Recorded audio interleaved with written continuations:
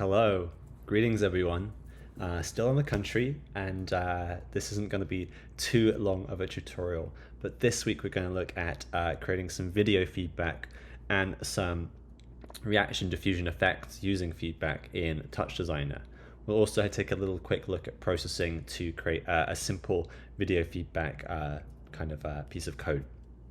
But we'll start off in TouchDesigner, and I'll do a little walk through TouchDesigner as well. So we can see here that we have this sort of grid, and if we do a two-finger movement with the mouse, so we can zoom in and out like we would in a 3D environment, like in Blender or something, we can zoom in and out by doing two fingers pushed forwards or backwards.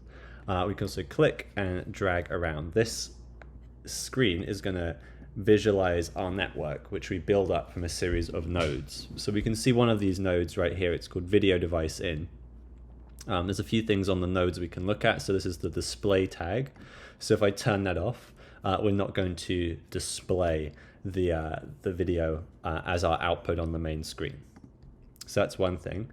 We also have the viewer here, which we can turn on and off if we see the view of that object. It's not going to matter so much today, but in terms of optimizing these networks, it's often good to turn off the viewer because it's like rendering directly two times, right? So we're rendering video here and here, but in this case, we're just rendering video one time. So that can help. And we're not going to worry about this. This allows us to bypass, so that means that we just turn off whatever it is that node is doing. And we're also not going to worry about this because we don't really want to lock anything. So let's start out building a video feedback system, and we'll move this over here so we can sort of see. You'll see sometimes when I zoom, I'll go into the full project view. We don't start out in this section. We start out within the project, and this is mainly where we want to be for this tutorial. We don't want to go outside of that. So the window that is opened up when you create TouchDesigner, when you create a new TouchDesigner session, that's what we want. I'm just going to actually open a new TouchDesigner patch. We'll see how messy my desktop is. But I'll open it up so you get an idea of what it looks like when you actually open a new TouchDesigner session. So it normally looks like this. You might have a few objects inside. You might have a few nodes already. I believe there's like a displace that's already in there. But what you can do if you do have nodes in there, you can select them, and to select you right click and drag, and they get highlighted in green, and you press delete, and that's going to delete the node. So to add nodes, we have two ways of bringing it up. We can double click on the left mouse button on this background, and it will bring up our nodes, our operators that we can bring in, or we can hit the tab key, which is how I tend to operate. So, sorry, my throat's a bit dry, so having some water. So basically, we can bring in some nodes, and I'll talk you through the nodes in a minute, but let's just bring me up again so we can see me talking to you. So in TouchDesigner, we can see we have this series of tabs here, and we've got a number of tabs at the top. We have comps, so these are called components, and these are objects that do sort of more fundamental things, like, you know, when we start working with 3D rendering, cameras and things like that. We can also use components as a way of storing collections of nodes and plugging those together, so thinking more sort of higher level coding. Now we have tops, which work with textures. We have chops that work with basically kind of rendering information, so lots of things like keyboards ins and outs. We can do some little scripts with the chops. We can add in noise. SOPs, which are 3D, so things that render 3D and process things in 3D. Materials or mats for materials, and DATTs, and this is where we work with things like data, and we can bring in all sorts of things. But pretty much today we're going to be working with tops, so we're going to be working with the texture pixel components of things, and we might bring in one chop, and that's just going to be to do a sort of a reset. So let's get started. So I'm going to bring in a composite top, and I'm going to bring in a feedback top. And we saw something like this before when I was making my network, and we're going to recreate that. So to hook things together, you click on the section here at the end and drag, and then you get this little dialog here. You see the color updates when I'm ready to integrate those two together. I'm also going to create something at the end of my chain, because we have to think in this signal flow based way, called a null. So right now we can see I'm displaying the beginning of my chain, but actually I want to see the end of my chain, and we can see that they've paused in this very attractive position. Great. I'm going to turn it off for the time being so we can't see me, but the null is going to be where we have the end of our chain. End. I'll just call it end.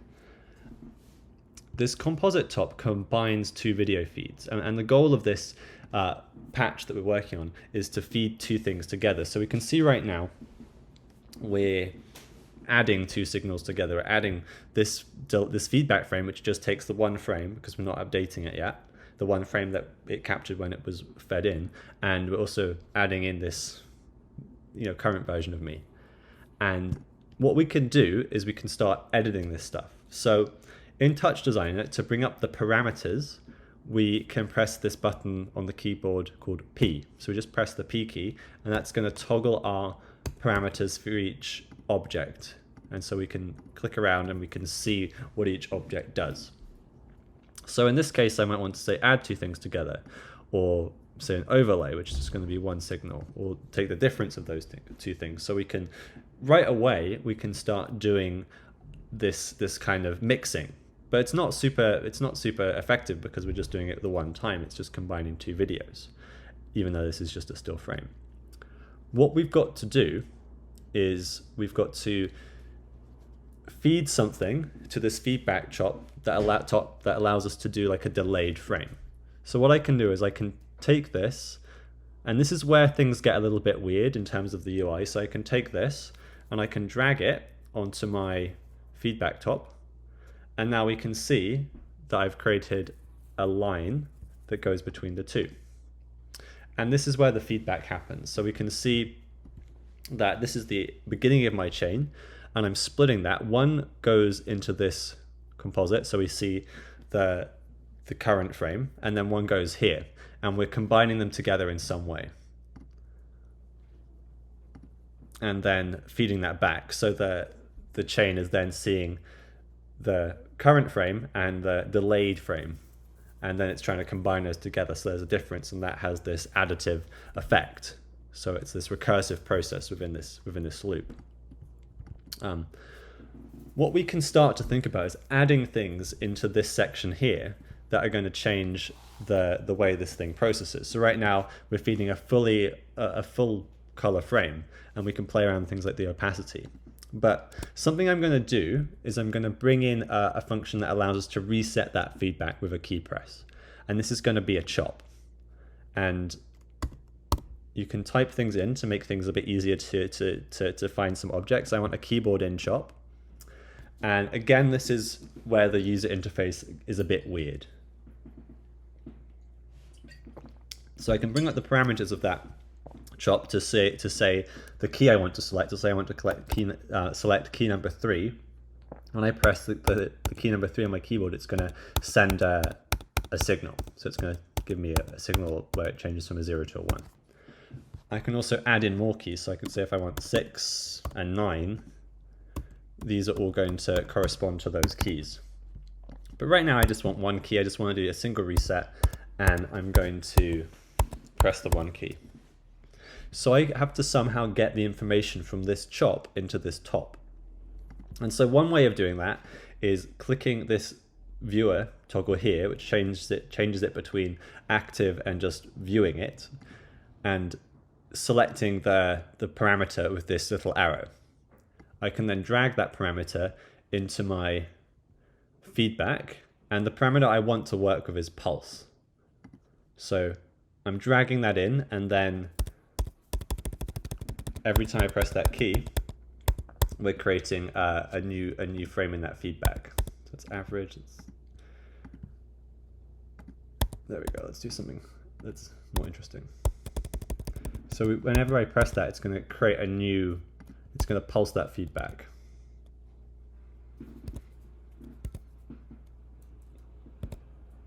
That's kind of a cool effect already. So this is one way that we can move things around, is just by turning on the viewer and hovering over a parameter and then dragging it somewhere, and we can place it on different parameters within TouchDesigner. We can now see it is activated because it's blue. But if we go into the parameters, pretty much everything is editable, and we can see things that we can edit and alter when by this plus sign. So we can see that what we did by dragging this in is we actually initiated a simple Python script for TouchDesigner, where we're just telling it a parameter from another object to look at. So if I go ahead and delete that, we can see that that little arrow has been removed. And I can still press that button, that reset pulse, but if I press the 1 key now, it's not going to do anything.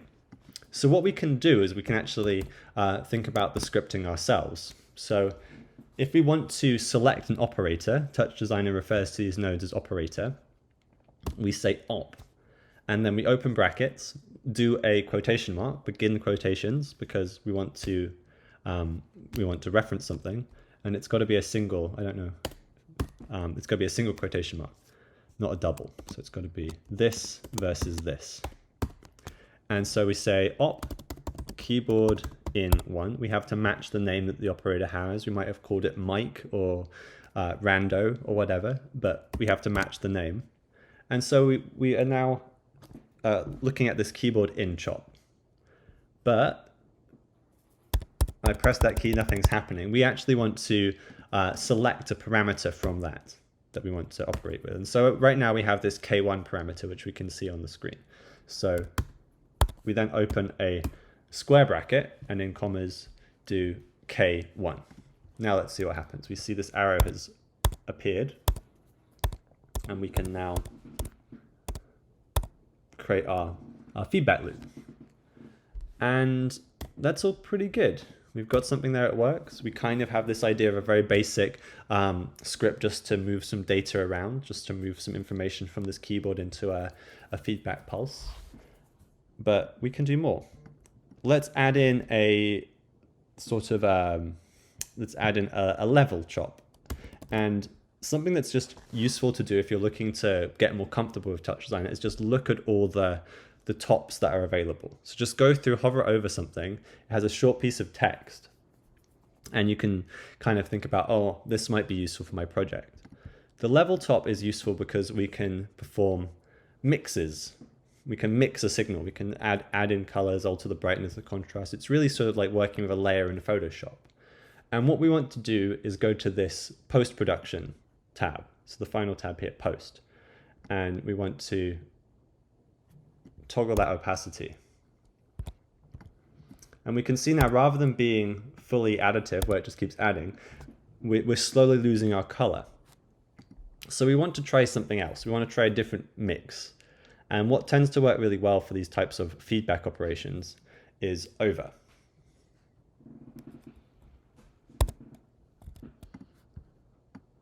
And so over really just acts as this way of an overlay. So this frame here is being overlaid on the bottom frame. We can see the orientation of how the frames are put together here. So if we move this arrow upwards, we can see that we no longer have that delay effect. We've switched the frame that is on top, and we can see that the lines have shifted. So if I click that, we can see that the lines shift, and now my delay effect is back. So it's this idea of making sure that signals are in the place that we want them to be. So you can play around with these different techniques, and we can see here, right, that if I say add in a technique like add in something like an invert or like a tiny bit of brightness, we can see that over time it increases because we're doing this additive feedback thing where the system loops back around. So it's a good way just to play with changing some numbers and see what happens. We can add in something else, which is going to be a transform, which is just going to allow us to transform the size of our image slightly. So let's do 0.01. And we can see that we're just slightly enlarging that. We're just having on our width scale of the image a slightly bigger value than the incoming image, which means that it's now expanding. So it's like that feedback article we looked at where the image overlaid is going to have some kind of effect on the whole system. So when we enlarge something slightly, we're going to create this fully enlarged block. It's getting kind of spacey, and we can add in things like we could do more experimental. We could add anything like a blur or like an edge like I showed you last time. I'm also going to show you this thing on the side called the palette here. So this tab here, Open Palette, has a bunch of things that are sort of pre-built that we can use in these video chains. And we want to look at image filters, and we want to bring in the sharpen, so that we can add in a sharpen into our chain. And we can see with this that it's a slightly different color to these tops, which means it's the color kind of shows what type of object it is. In this case, it's a comp, and it's holding a bunch of stuff together. So what we've got here is we've got the input. Right now, we're not giving it anything. When I give it a signal, it's going to update to whatever signal I'm putting in. We're mixing that with a convolve and a wet-dry mix so we can control the level of the signal, and then we have an output chop. And we can see that the convolve is fed by a couple of tables. And these tables are basically creating a sharpening kernel. And so we won't look at sharpening kernels today, but we will look at them a little later in the course.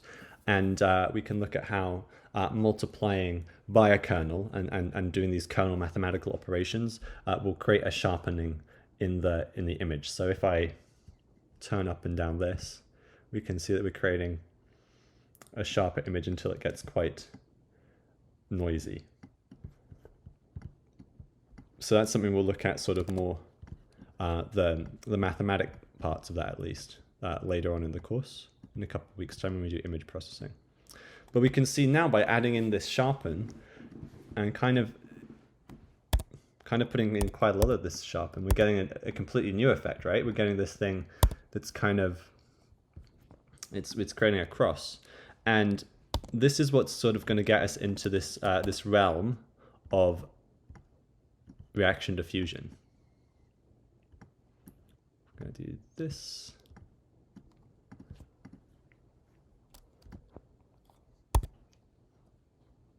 And an experiment you might have tried before is if you've ever taken an image in Photoshop and performed a blur on it, and then subsequently a sharpen, and then a blur, and then a sharpen. And as you blur and sharpen an image, you get this field of sort of noise that looks like reaction diffusion. In the next little section, we'll go into reaction diffusion. But for the time being, I'm going to sign off with this video feedback example that you can play around with and have some fun experimenting. So I've mentioned this idea of reaction diffusion a couple of times and haven't really talked about what it is. And it's this really, really cool effect, and we've seen some of the sort of the generative digital art that we've looked at uses these types of effects, but it's this really cool effect that comes from mathematical equations to think about the natural world and how patterns occur in animals. So the first kind of ideas around this came from Alan Turing, and he talked about the chemical basis of morphogenesis. And this is the description of how patterns in nature form and what kind of chemical relationships and integrations create these types of patterns. So there's a whole series of studies around how patterns in nature arise, particularly in animals where these relationships between their genes and proteins and all that stuff is going on. I'm not really well versed in the biology of this, more in just the creation of these types of systems. But we can look at, for example, a bunch of scientific papers that have created equations to describe reaction diffusion. So we can see here that it's talking about this emergence idea. We've already looked at this idea of emergence and this idea of patterns. In this case, it says periodic, so patterns that are maybe repetitive. And so we're not going to go into the mathematics of it today. We're going to think more about the creation of this. But yeah, these are a bunch of the cool things that you can create with these types of systems. And the systems really start arising from, at least how we're going to create them, from working with noise and feeding back that noise, similarly to this idea of video feedback that we've been looking at. And we can see how with some simple components, we can create something that's quite complex and has a very strong mirror to the natural world. So this is an example of what we will create. And we have quite a lot of control over this, which we'll see in a bit, to do a bunch of new things. So I'm going to delete this network. I'm also going to create a bit of an easier way to view. So right now we have, let's just start off with a noise, just so we can see that on the screen. So right now we have this background that we can see. We don't always want to see that though, right? Because sometimes we're building a network and we can't see the names of the things. The UI gets hard to see.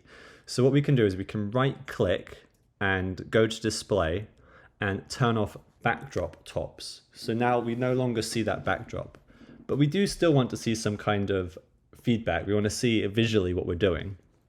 So I'm going to say split left, right, and I'm going to click this little tab here and go down and just say top view. You could also press the key command Alt-4. So now on the side here, we have a scalable viewer that's going to show us anything that we're viewing with this viewport here, with our display port. Okay, so let's start off with a noise, and we can go into the parameters and we can see what the noise parameters are, and we can maybe change those later. We can also see how big this noise resolution is in pixels. So it's quite small, so let's make it a little bit bigger. Let's make it 700 by 700 pixels. And we know for sure we want to use feedback in our chain. So the next thing we want to bring in is this feedback top.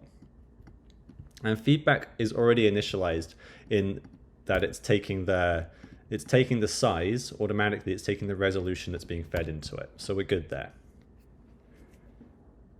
And then there's only a few steps in this chain, so we'll get to this point where we're creating something that looks pretty cool quite quickly. We get to this point where we're going to add something called a displace. And if you've done work with maybe 3D modeling before, you might have come across this idea of a displacement map, which is where you can displace one texture by another. And you can think about this in 3D, or you can think about this using images. So this top here is right now, it's giving me an error. If I click on that, it's going to say what the error is. And right now, not enough sources are specified. So this displacement needs another image to go in and displace it. And I'm going to use a noise for that. Noise is really powerful. We'll see that as we sort of progress through this course. And I want to set this to, I guess, the same 700 by 700. And add that in there. So we can see that now we're displacing our first noise by the second noise. And if I change, say, the seed value of that, we can see how the displacement changes. We don't really want something this radical. We want something very, very subtle, because we're making subtle changes through feedback. So I'm going to change this displace weight to 0.001 on both the X and Y coordinates. So we can't really see too much has happened, but it will be more visual to us later. If you want to sort of have a draggable control over these values and not have to type them in, you can right click and hold down the Alt. On a Mac, it's an Alt Option key plus the Shift key. So you can hold down the Shift key and the Alt Option key and hold down the right click button, and you can select an increment here, and then you can start dragging. So you could go in an increment of 0.1, and then dragging left is going to I think it's, let's see, it's going to reduce that value, whereas dragging right is going to increase that value. But I want to do something like it's a bit smaller there, so we'll do, there we go, back to 0.001. So we've got our displace there, and we know it's working. It's doing a very simple displace, but that's okay. And now we're going to add in a blur. And this is where we're going to start thinking about this idea I mentioned in the last section there, when I added in that sharpen, of sharpening and blurring an image in Photoshop, but just keeping on going with that, just keeping on doing that and sort of automating that process and seeing what happens. Those blur parameters look okay. We're just working with the filter size right now. And we're going to go back to that palette I showed you before, and we're going to add in a sharpen. And this is where we do a blur and then we do a sharpen. We'll just keep it at the inbuilt parameters right now, which is a 0.5 amount of sharpened, so 50% sharpened. And the rest is sort of just the original image. And then we can finish up our chain with what's called a null. And null is basically a top that doesn't really hold anything. It just allows us to hold the end of a chain. So we could have the sharpen as the end of our chain, but when we start working with multiple systems, it's really good to have a null, because, for example, if I added something in after my sharpen, I then have to change where the end of my chain is. And if I was feeding in the sharpen into something else that was doing additional processing, I would have to then also change that connection. But as I have this null, I just need to make sure that's always the end of the chain. If I want to add in something, I can just right click on this cable and say, I don't know, I want to add in a level. You know, so I can click and I can have more control. And let's visualize what's happening. And right now we can see nothing is really happening because it's just noise. But let's go and feed this back. Let's see what happens. So let's go and drag this onto our feedback top. And let's see what happens. Remember, I can do on the feedback, I can pulse it. So I can create a pulse, or I can speed that up for myself and create a keyboard in chop and just drag the key value, or we can script it if we want to. I just tend to go with the quickest option, which is just dragging and dropping that value. So we've got something that's starting to look a bit like reaction diffusion, but not that much. Now let's do a couple things to this noise here, noise 2. Let's change it so it's no longer monochrome. So now it's going to be a colorful image of noise.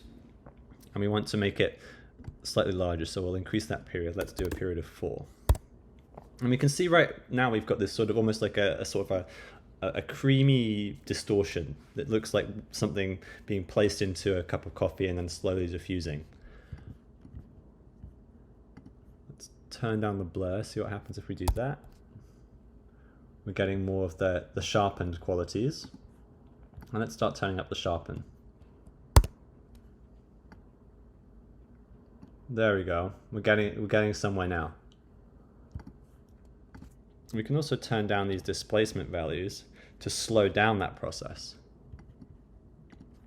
And if we turn up the value of this noise to say something like 8, we get different patterns in our noise. Again, with the blur, we can increase or decrease that blur size, and we can see different scales of these types of patterns.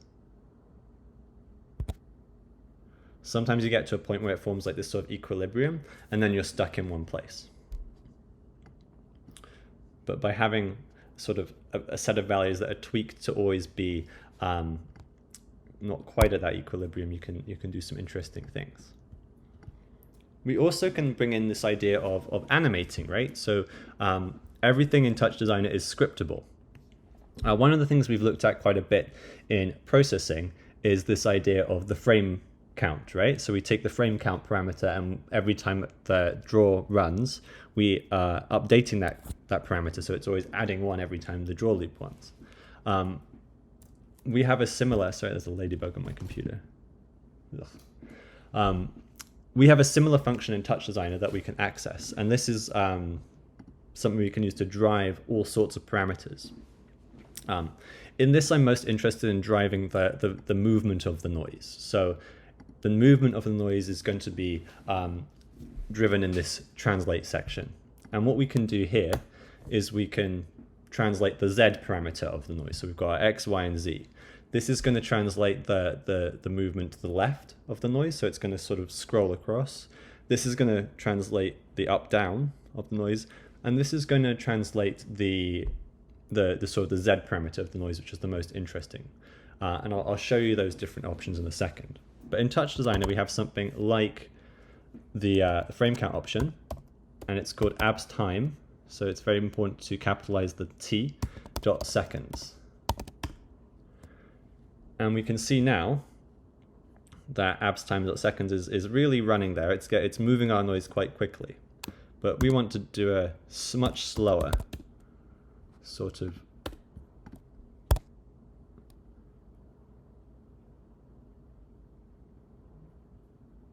and we can see that once I tweak a couple of parameters, that displacement is being fed into that noise rate. So maybe let's make it a little slower.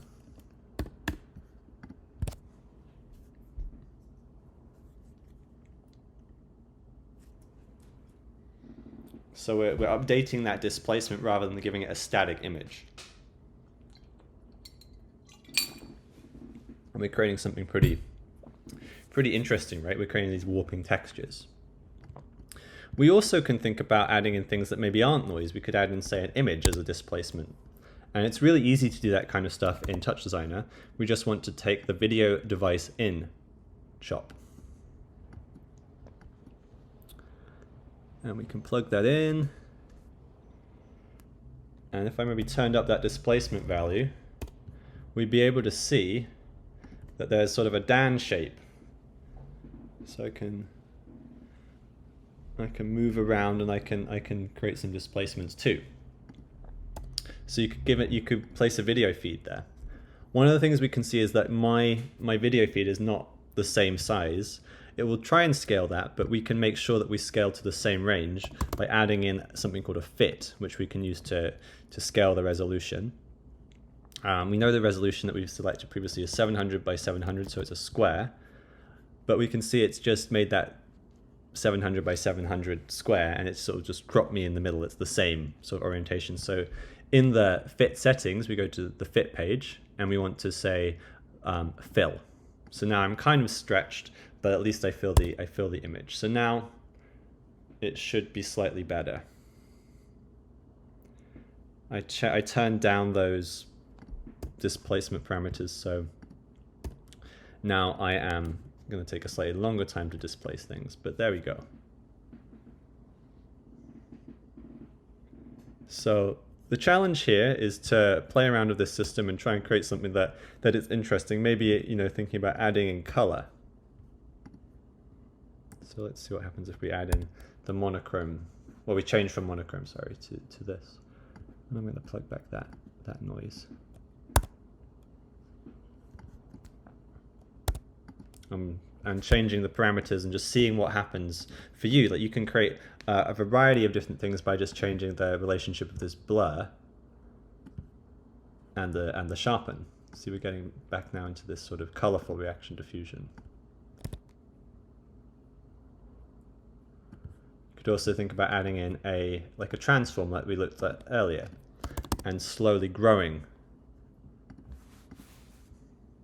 Or even rotating, so it's a rotation of 0.1. So now it's going to rotate that image very slowly, and we get this warp-like effect. We could also scale it. And generally with these types of things, you want to think in really, really small values because it's so responsive, because we're taking that information and copying it frame by frame. Let's do that.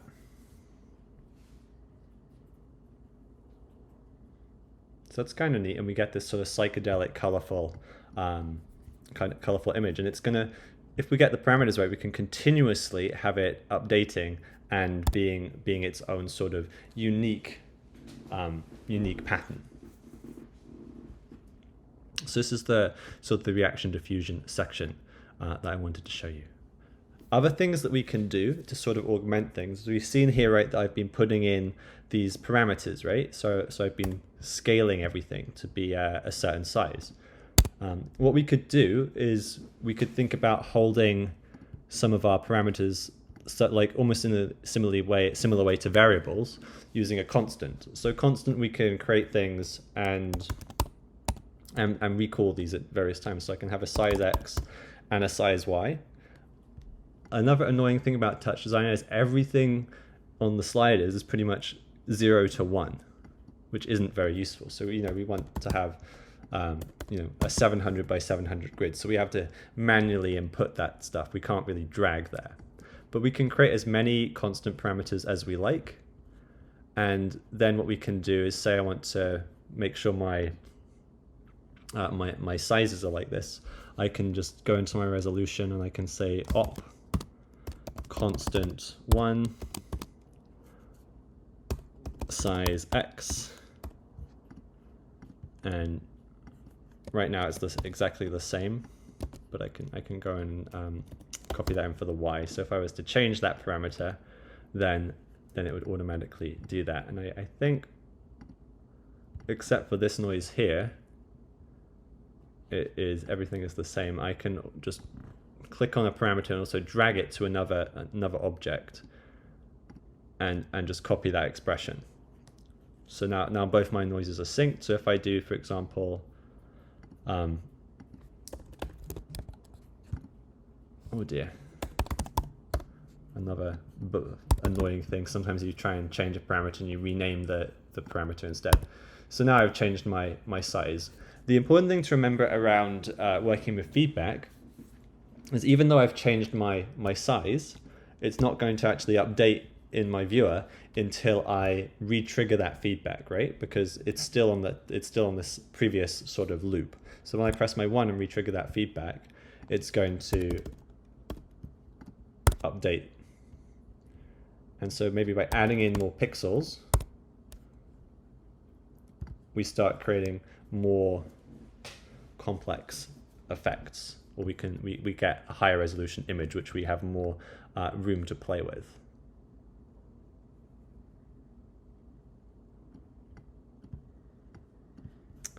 Finally, a fun thing to do is to think about these as you're creating a distortion system, but also thinking about that as a displacement map of its own. So I'm just going to go back a few stages so we have like a nice feedback. It's kind of good. So say I had an image, and let's just use my video input because it's an easily accessible image. Video device in, and I'll do a displace,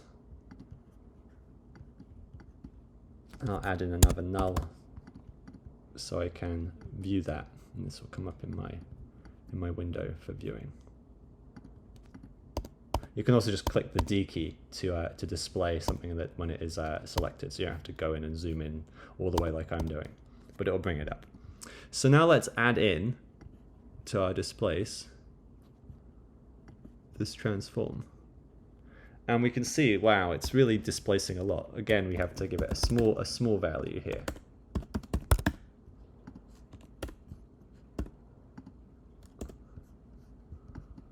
What's going on there?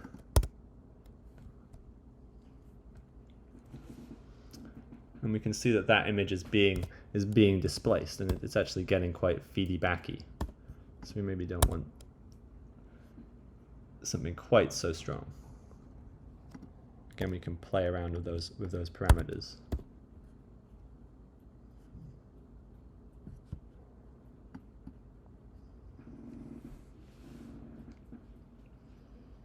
So you can start experimenting and doing all sorts of things with these types of systems, which is really fun. You could also try, for example, displacing and then adding in another displace and just creating infinite feedback loops. You could create lots of creative things with feedback. So that's going to be hopefully a fun thing for you to experiment with.